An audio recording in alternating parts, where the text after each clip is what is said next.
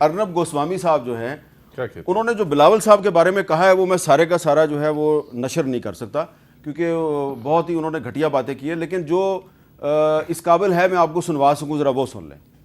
ایک بچہ ہے وہاں پہ جس کو میں کہتا ہوں پاکستان کا راہل گاندھی۔ یہ دیکھو یہ کیسے بولتا ہے، بڑی تیکھی سی آواز ہے، کوئی ٹھہراؤ نہیں ہے، کوئی بیلنس نہیں ہے۔ آج کل ویٹ لوز کرنے کے لیے ایک پل آتی ہے، اوزیمپک بہت کھا رہا ہے ویٹ لاس کے لیے، حالت خراب ہے، جوکر ٹائپ کا آدمی ہے، اور کچھ بھی بولتا ہے، بولنے کا طریقہ بھی الگ ہے۔ کہتا ہے ہمارا پانی لوگے تو خون بہے گا۔ پہلے تو اس کو نہ ہندی آتی ہے نہ اردو آتی ہے، پتہ نہیں کہاں پڑھائی لکھائی کی ہے، کوئی کہتا ہے لندن میں پڑھے ہوئے ہیں۔ یہ نیتا نہیں ہے، ایکٹر ہے۔ دریا میں خون بہے گا۔ ارے او بلاول سامنے آجا، سکھا دوں گا۔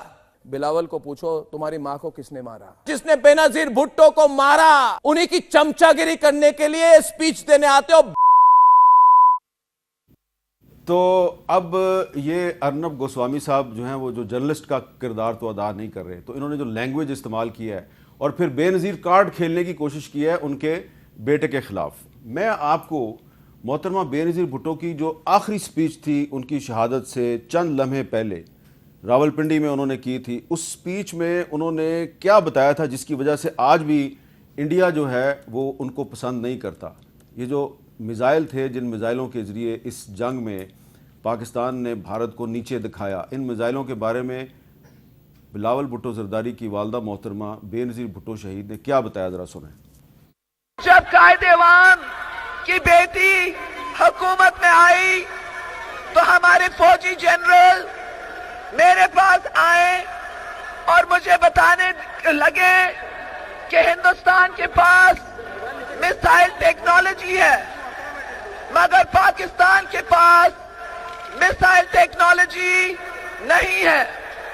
اگر ہندوستان کے پاس یہ صلاحیت ہو تو وہ میزائل کے تحت ہمارے اوپر بم پھینک سکیں گے، مگر ہم ان کے اوپر جوابی بم نہیں پھینک سکیں گے۔ اگر ان کو معلوم ہو کہ ہم ان کے حملے کے جواب میں حملہ کر سکتے ہیں تو وہ ہمارے اوپر حملہ نہیں کریں گے، اس سوچ کے ساتھ کہ پاکستان کے پاس جوابی حملہ کرنے کی صلاحیت ہے۔ میرے ساتھیوں، میں کئی ملکوں کا دورہ کی، میں نے بندوبست کی اور میں نے اپنے مسلح فوج کو میزائل ٹیکنالوجی لے آئی تاکہ پاکستان کی بقا ہو، پاکستان کی یکجہتی ہو، پاکستان کے لوگ عزت کے ساتھ زندگی گزار سکے۔ تو یہ جو ملکوں کا نام نہیں لیا انہوں نے، میں آج آپ کو بتا دیتا ہوں۔ محترمہ بے نظیر بھٹو نے نارتھ کوریا کا دورہ کیا، انہوں نے چائنا کا دورہ کیا اور میزائل ٹیکنالوجی لے کے آئیں، اور پھر انہوں نے منظوری دی ان کے ناموں کی، غزنوی میزائل، ابدالی میزائل اور غوری میزائل۔ یہ نام کیوں رکھے گئے؟ تاکہ ویسٹ کو یہ میسج دیا جائے کہ یہ جو ہمارا میزائل پروگرام جو ہے یہ شروع ہوا ہے، اس کا آپ سے کوئی تعلق نہیں، اس کا انڈیا سے تعلق ہے۔ تو رفیع اللہ صاحب یہ بتائیں کہ آپ کو یقین ہے کہ مودی صاحب جو ہیں وہ بامقصد مذاکرات کی طرف آئیں گے؟ بہت شکریہ حامد میر صاحب کہ آپ نے موقع دیا، اور آپ نے انڈیا کا بھی بیانیہ دیکھا، پھر بی بی کا یہ میزائل ٹیکنالوجی والی بات، تو جو آپ نے پورے پاکستان کو دوبارہ یاد دلائی کہ ہم کس طریقے سے ان لوگوں کے، چاہے وہ بھٹو صاحب ہو چاہے بی بی ہو، پاکستان کے لیے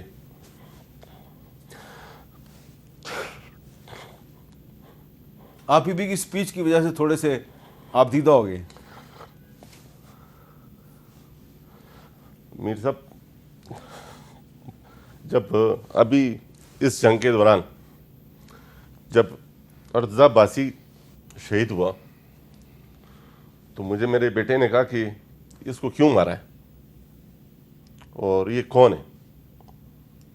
تو میں تو اس جنگ سے میں کہتا ہوں کہ یہ ہسٹری ہماری بنی ہے، ہماری 7ویں نسل کو جنگ بھی دکھا دی اور ہمارے دشمنوں کو بھی بتا دیا کہ جن لیڈروں نے اس دور میں ایٹم بم کی بنیاد کیوں رکھی, میزائل ٹیکنالوجی کی بنیاد کیوں رکھی, آج جب میرا بیٹا ارتضا باسی کا پوچھتا ہے کہ اس کو کیوں مارا گیا اور یہ کیوں مرا, 7 سال کا بچہ, 7 سال کا بچہ, اور میرا بیٹا وہ بھی 10-11 سال کا بچہ, شامل شاہ سے, تو میں نے ان کو کہا کہ جی یہ وہ میزائل جو انڈیا نے فائر کیے ہیں, انڈیا ہم کو کیوں مار رہا ہے, یہ ہمارا ازلی دشمن, یہ دیکھیں نا, یہ ہم اپنے بچوں کو تو پڑھا تو نہیں سکتے, بتا, یہ ان کے اس حرکت کی وجہ سے آج ہماری 7ویں نسل کو ہمیں یہ بتانا پڑ گیا ہے کہ یہ انڈیا جو ہمارا ازلی دشمن ہے, اسرائیل جو ہمارا بنیادی طور, ہماری مذہبی طور پہ بھی ہمارا دشمن ہے,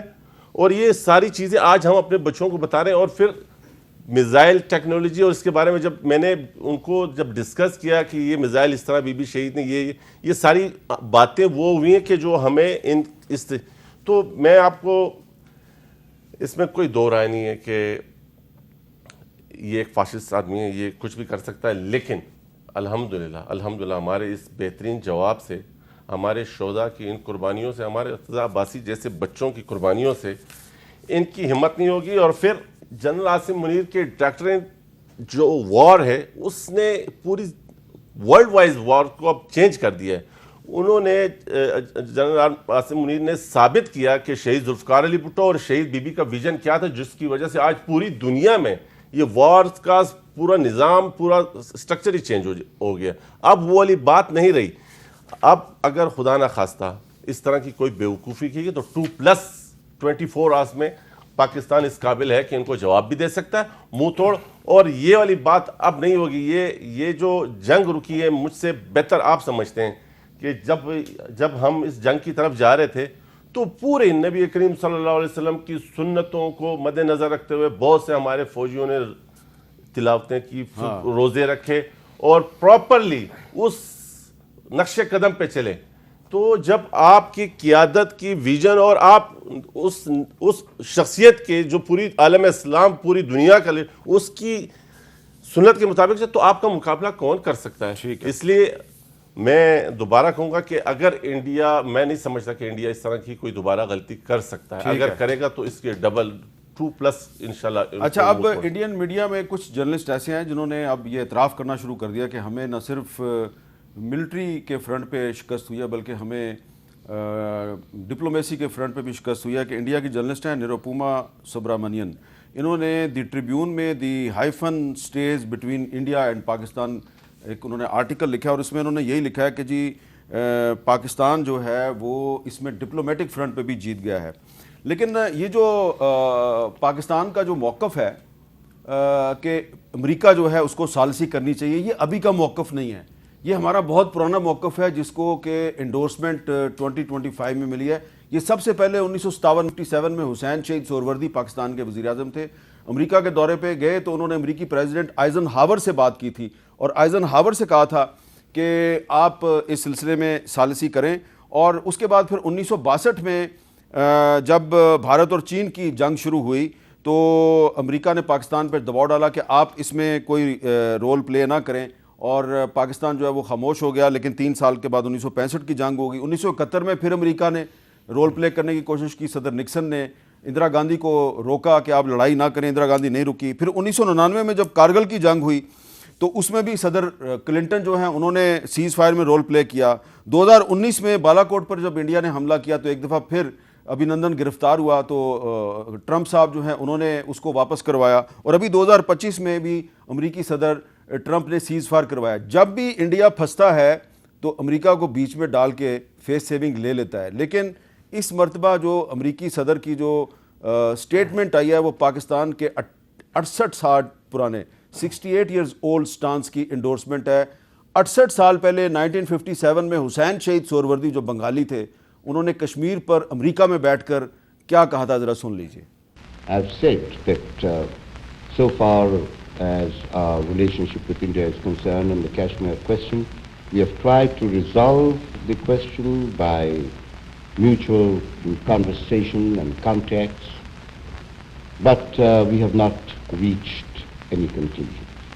Consequently, we have approached the United Nations now and we expect that the United Nations will do justice. Do you feel, Mr. Prime Minister, that President Eisenhower is going to give you, through the United States, in the United Nations, strong backing to try and get the demands? Well, I am certain about it.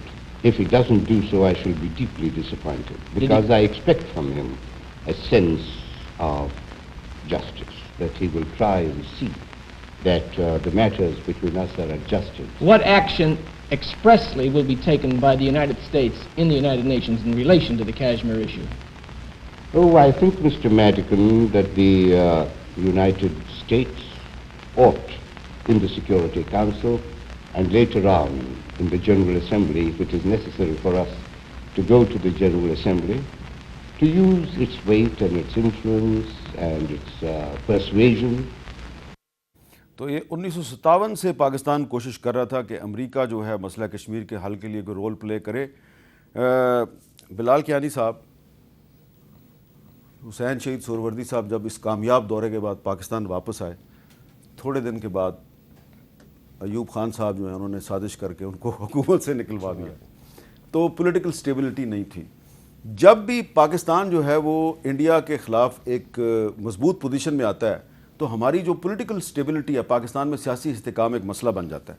کیا آپ کو یقین ہے کہ ابھی جو آپ کے ساتھ یہ دو پارٹیوں کے نمائندے بیٹھے ہوئے ہیں جو کہ مودی کو کنڈیم کر رہے ہیں، ان کو ساتھ ملا کے آپ پاکستان میں نیشنل یونٹی قائم رکھ پائیں گے؟ جی میر صاحب، میرے خیال سے جی ایک تو جو سلور لائننگ رہی ہے نا جی اس سارے حادثے کی، اور جس طریقے سے ہماری پوری قوم نے، خاص طور پہ ہماری قیادت نے، اور آئی تھنک جو افواج نے، اور اس کے بعد یقیناً ہر شہری نے یا قوم نے جس طریقے سے اس کو ڈیل کیا، اس میں تو بلکہ کسی کا اگر خیال تھا، مجھے لگتا ہے شاید بھارت بھی سوچتا تھا یہاں پہ دراڑیں ایسی ہیں کہ یہ وقت ہے. ہاں، تو یہ تو الٹا سر پہ پڑی ہے جی. جس طرح کی یکجہتی قوم نے دکھائی ہے، یہ میرے خیال سے ہم سب بھی اب آج آپ دیکھیں تو ایک پوری قوم کے اندر ایک اور رویہ ہے، ایک موڈ ہے، اور الحمدللہ اس کے بعد ہم مزید مضبوط بھی ہوئے ہیں اور پازیٹیو بھی ہیں، چونکہ اللہ تعالیٰ نے ہمیں فتح دی ہے. اور دیکھیے یقیناً جی یہ جو آپ بات کر رہے تھے، انڈین میڈیا نے بھی خود کویسچن کیا. کرن تھاپڑ غالباً ان کو بند کرنا پڑا. وہ جس طرح کے جھوٹ بولے. India has suffered so much internally بھی اور ایکسٹرنلی بھی. ڈپلومیٹک سطح پر دیکھیے ہم نے I think from day one جو ہم نے ڈپلومیٹک جواب دیا، جو نیشنل سیکورٹی کمیٹی کے پریس ریلیز 22 اپریل کو نکالی، اس کے بعد جو ہم نے پیشکش کی انڈیپینڈنٹ انویسٹیگیشن کی، ٹرانسپیرنٹ کی، وہ ایک ڈپلومیٹک ماسٹر اسٹروک تھا. چونکہ بالکل ہم نے کہا جی آپ انڈیا نے کیوں نہیں اس کو ایکویز کیا. تو ایک اسٹیپ پہ، چاہے وہ ملٹری وکٹریز تھیں، چاہے وہ ڈپلومیٹک، چاہے وہ انفارمیشن کی تھیں، آئی تھنک ہم نے اپنا پلڑا بھاری کیا اور ملک میں یکجہتی بڑھی ہے جی. اور اس میں یقیناً اس کے علاوہ یقیناً وہ جو نک رابرٹسن کی رپورٹ ہے آن دا ڈے جس دن سیز فائر ہوا، بھارت نے بڑی کوشش کی اس کو وہ چھوڑیں. میں کہہ رہا ہوں کہ آپ کی حکومت اس یونٹی کو قائم رکھے گی کہ نہیں؟ میں آپ کو یہ کہنا چاہ رہا ہوں کہ الحمدللہ ایک تو یونٹی آج ہے، ٹھیک ہے الحمدللہ. اور یقیناً ہم چاہتے ہیں جی کہ آگے جس طرح کی سنجیدگی، جس طرح کا رویہ ہم نے اسمبلی میں اس امتحان کے دوران گزارا ہے، پوری اسمبلی نے، ہم آگے اسی چیز کو برقرار رکھیں. پرائم منسٹر صاحب نے اپنی اسپیچ میں باقاعدہ آپ نے کہا کہ اسپیکر صاحب کے پاس آئیے میرے پاس، جی آئیے میرے پاس. اور ہم آج بھی کہتے ہیں کہ ماضی کی چیزیں چھوڑ دیں جی. ہم آج بھی کہتے ہیں کہ ہم آپ کو تسلیم کرتے ہیں، آپ کا ایک اپوزیشن کا کردار ہے، آپ کنسٹرکٹیو کردار ادا کریں، ہماری اصلاح کریں، ہم اس کو ویلکم کریں گے. خیبر پختونخوا میں آپ کی حکومت ہے، آپ کریں گے تو ہم بالکل